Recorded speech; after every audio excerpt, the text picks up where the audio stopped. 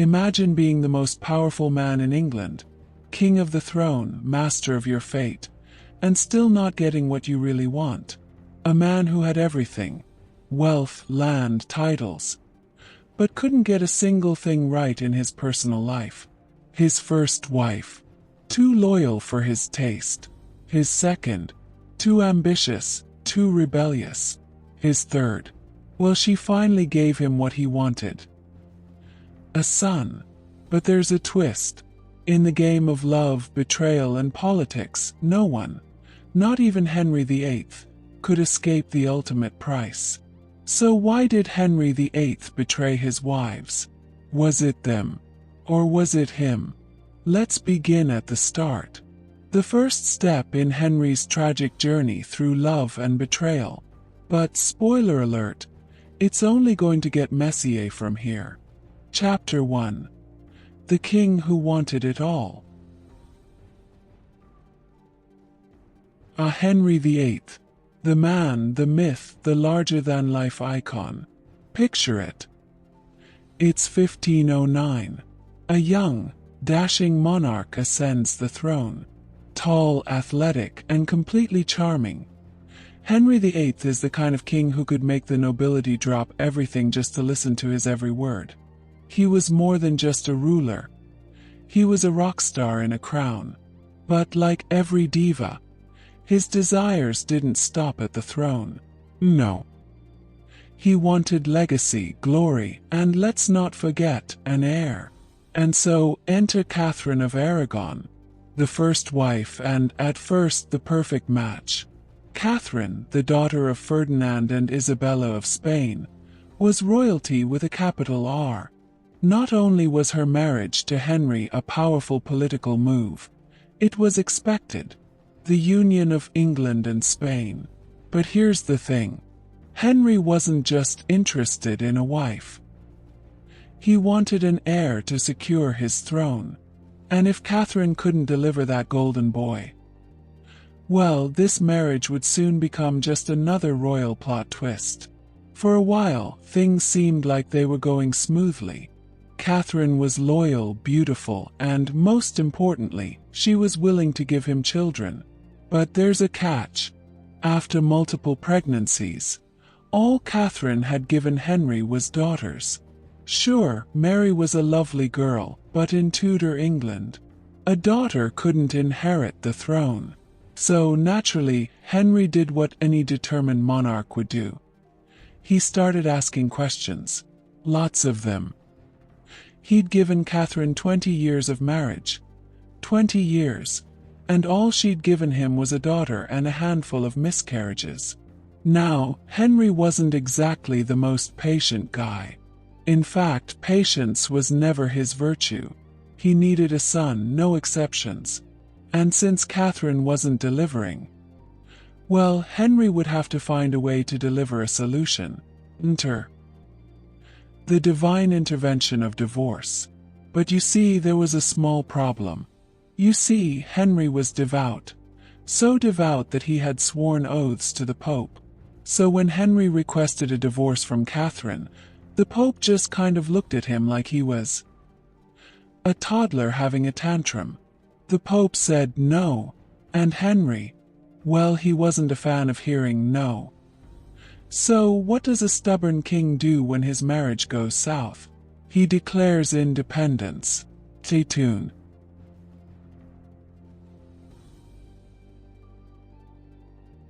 Chapter 2.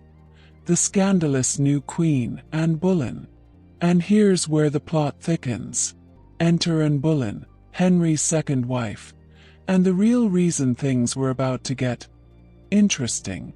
Anne wasn't like Catherine. She wasn't just pretty and pious. Oh no, she was sharp. A woman with ambition and a strong will that could match Henry's ego. She wasn't about to just be another royal decoration. She wanted to rule. And, of course, Henry, already the man who took what he wanted, immediately became obsessed.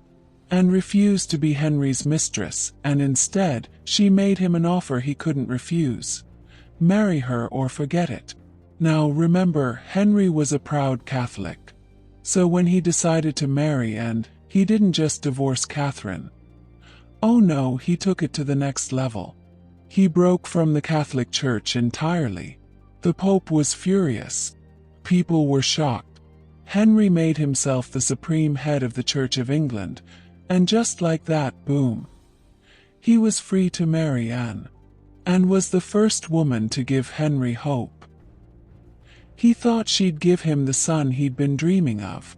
So, did Anne deliver? Did she give him a male heir? Oh, no. She gave him a daughter. Now Anne was... Well, Anne was pretty devastated. She wanted to give Henry everything he'd promised her, but instead, she gave him the one thing he didn't want. Daughter, Elizabeth, the future queen. But for Henry, that didn't count as success. And here's where things get really dark. And with her bold personality, became a threat to those who wanted to see her fail, and fail she did. She was accused of infidelity, treason, and all the other things Henry didn't want to hear. And so, just 3 years after marrying her, Anne met the same fate as Catherine's possible future, beheaded. But hold on, I know what you're thinking. How could he? He loved her. Well, Henry VIII's heart wasn't as loyal as we might think. Chapter 3, Jane Seymour, the one who got it right.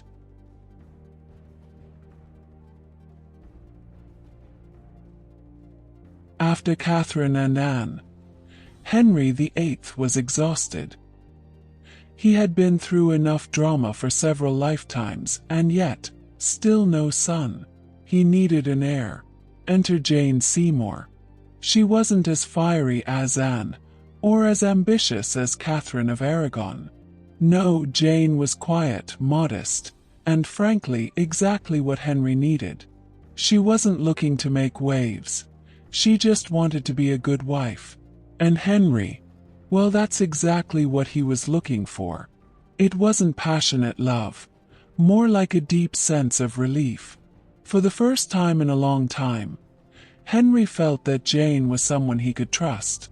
She wasn't out to change the world. She just wanted to give him what he desperately wanted. A son. And Jane delivered. Literally. In 1537, she gave birth to Edward VI, the son Henry had craved for years. It was a moment of triumph.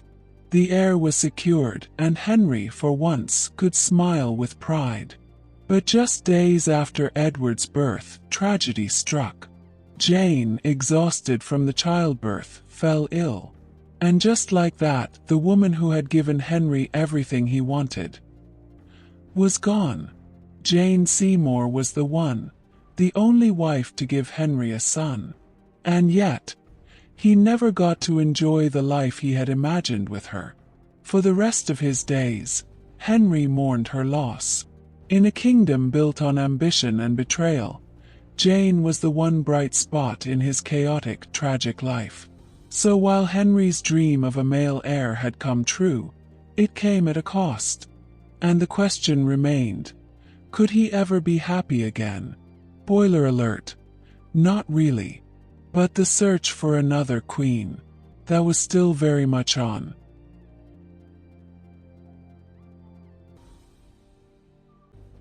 Chapter 4. Anne of Cleves, the Great Marriage Scam.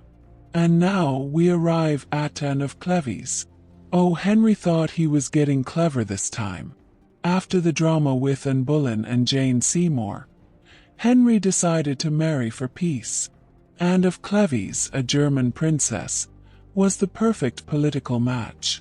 Her brother was a powerful ruler, and the marriage would help solidify England's standing in Europe. Henry had seen her portrait and he thought, yes, this is a perfect match. She had all the qualities a king could desire. Royal blood, good connections, and, well, let's be honest, she looked pretty enough in the painting. So Henry approved the marriage. The wedding was arranged, and soon enough, Anne of Cleves was on her way to England. But here's the plot twist. Anne of Cleves did not look quite like her portrait. In fact, she was, well, Not exactly what Henry had imagined. Oh, now I'm not saying she was ugly. Far from it. But Henry, let's just say, was expecting a bit more flair than he got. The moment they met, Henry was like, oh dear. Henry, who had fallen in love with the idea of Anne, suddenly found himself face to face with a woman who wasn't his type. Not even close. But hey, duty is duty, right? So they went ahead with the marriage anyway. Now, remember, this was supposed to be a political alliance. But what Henry didn't count on was the fact that, surprise, surprise, he just wasn't feeling it. I mean, who could blame him? There's a big difference between the fantasy and the reality. So, just 6 months into the marriage, Henry decided it was over. Henry declared the marriage invalid, claiming that he was never attracted to her in the first place and couldn't consummate the union. So they called it quits, and I have to say this is probably the most awkward royal breakup in history. The whole thing was over in a matter of months. But hey, Henry was still single, still a king, and still on the hunt for someone who could give him a son. And someone who was more to his liking. Enter wife number 5. Chapter 5. Catherine Howard, the young queen who lost her head. Enter Catherine Howard. She was young, beautiful, and let's just say, full of life. She was a cousin to Anne Boleyn, but this time, Henry thought he had learned his lesson. He was looking for a little less political ambition and a lot more youthful energy. Catherine Howard was perfect for that. At first, it was a whirlwind romance. Henry, who was now much older and a bit more heavier, found himself absolutely enraptured by Catherine's beauty. And yes, in typical Henry VIII fashion, he moved quickly. He married her in 1540, just a few months after his breakup with Anne of Cleves. But here's where it gets juicy. Catherine was young, and Henry was, well, Henry. As we know, not everyone can handle a guy who's practically older than the hills and has a reputation for being a little temperamental. And sure enough, Catherine wasn't as faithful as Henry hoped. She had a few, well, flings. Now, of course, Henry didn't take kindly to this. You can only imagine his reaction when he found out that his queen had been stepping out on him. So after a few months of royal drama, and by drama I mean secrecy, treason and betrayal, Catherine was arrested, tried for adultery and, yep, you guessed it, beheaded. And just like that, Catherine Howard was executed. Henry's 5th wife was gone, and his reputation was becoming more dangerous than ever. He was not only a king who had lost wives to death, but now, a king who had seen betrayal and disloyalty in his court. Was this the kind of legacy Henry wanted to leave behind? Chapter 6. Catherine Parr, the final wife who outlived him.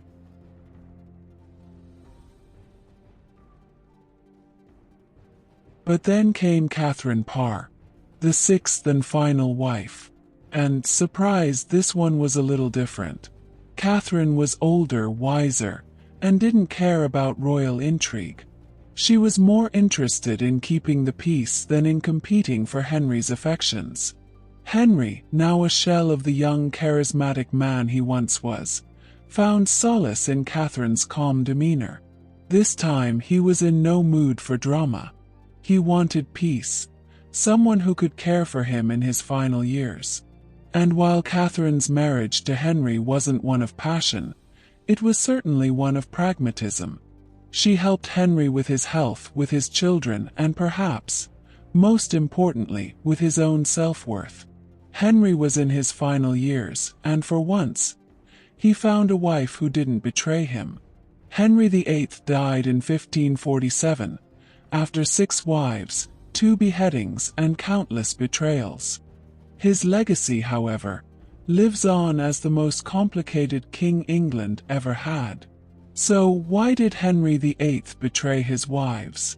Was it love, power, or just a man so obsessed with leaving behind a legacy that he was willing to sacrifice everything, even his own family, to ensure his name went down in history. In the end, it was all about his own ego. Henry VIII wasn't just trying to build a dynasty. He was trying to shape the world in his image, no matter the cost.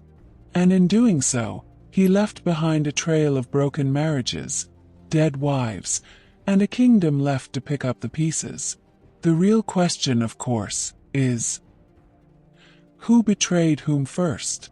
Thanks for watching. If you enjoyed this royal roller coaster, make sure to like, subscribe, and ring the bell for more juicy history. See you next time, and remember, royal drama is timeless.